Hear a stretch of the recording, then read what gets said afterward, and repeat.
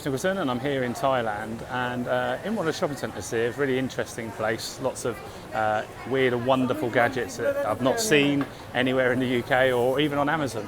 Now, I'm on a floor where they sell mobile phone accessories, and the problem that these guys have got is there are hundreds of stands. If you look over my shoulder, you'll see there's hundreds and hundreds of stands, and they're all selling the same stuff. Now, what that means is they're all in the sea of sameness.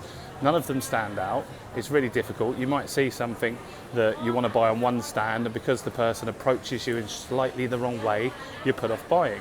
And that's difficult. And this is similar to when I worked in e-commerce, because they are all selling the same accessories, similar to what I was selling, iPod accessories. And it just makes it really, really hard to stand out. And for those guys, they'll find it difficult to make good money. Some of them probably do, but I think and I believe that most of them will probably just get by. None of them have anything unique. There's no unique accessories on any of them. It's just phones, same cases, same sorts of cables and stuff like that. So what the message is from this video is that what's your uniqueness in your business? What makes you stand out? What makes you different in your marketplace? Because if you don't stand out, you don't offer something that's different to somebody else, then you're just going to get judged on price. And that's all I do here when I buy. I literally see who's got it for the cheapest. That's what we all do.